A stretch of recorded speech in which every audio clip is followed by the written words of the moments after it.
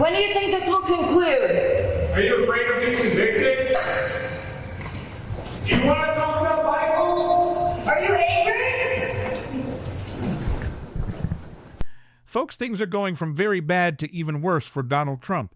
He's become a thing of mockery inside the courtroom in his criminal trial. You heard it right there at the outset of this video. The press pool at this point just mocking him, saying to him, "Are you afraid of being convicted? Are you angry? What do you want to say to Michael Cohen?" And then they also asked him as he walked away, are you going to enforce the Conto Act, which would restrict access to abortion medication, as Donald Trump just kind of walks away slouch?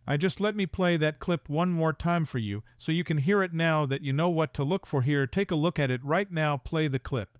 Would new Trump DOJ enforce the Comstock Act? When do you think this will conclude? Are you afraid of being convicted? Do you want to talk about Michael? Are you angry?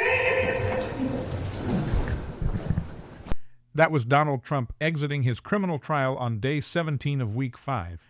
It was Michael Cohen's second day of direct testimony, followed by cross-examination. Trump's lawyer struggled during the cross-examination, and Trump appeared to fall asleep and nod off repeatedly. The jury seemed unimpressed with the defense's efforts. As Trump left the courtroom, the media asked if he plans to testify, to which he blamed the gag order for his inability to respond. Watch this clip, and then we'll discuss it further. Here it is. Mr. Trump, did you set up a back channel to Michael Cohen after he was raided by the FBI? Do you plan to testify, Mr. Trump? Well, thank you very much. As you know, I'm under a gag order, so I can't really answer those very simple questions that you're asking. I'm under a gag order. Nobody's actually seen anything like it. It should be noted that the appellate division in New York upheld the gag order imposed on Donald Trump on Tuesday. This order limits his ability to attack witnesses, the judge's family, and the jury. It does not, however, restrict Trump from discussing whether he plans to testify, nor does it prevent him from testifying. Gag orders pertain to extrajudicial statements. Previously, Trump claimed he would testify, but as is often the case with him, he did not follow through. His pattern of behavior, lying about his intentions and then backing out, reveals his fear and weakness. It's disappointing, but not surprising. Furthermore, Trump continues to make outrageous statements. Recently, he suggested that if you're Jewish and a Democrat, there must be something wrong with you, implying a need for violence. His remarks are appalling. Listen to what he says in this clip. It's truly a horrible thing to say.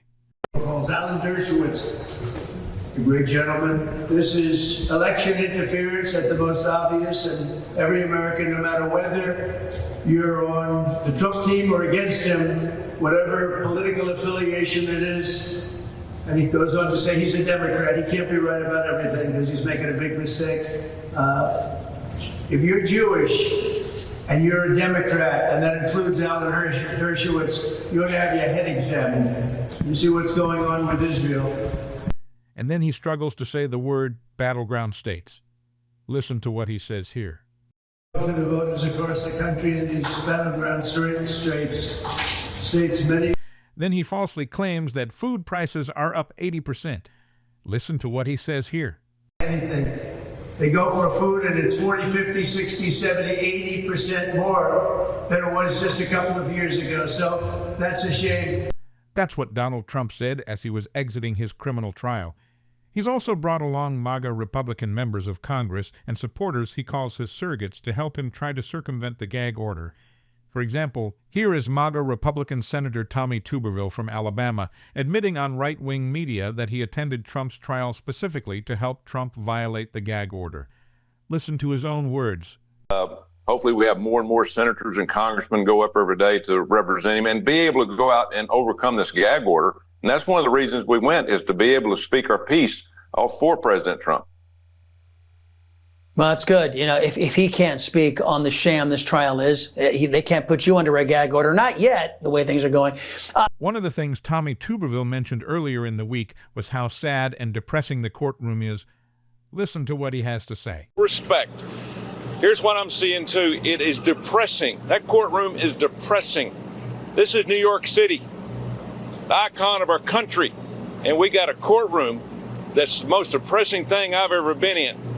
mental anguish is trying to be pushed on the Republican candidate for the President of the United States this year.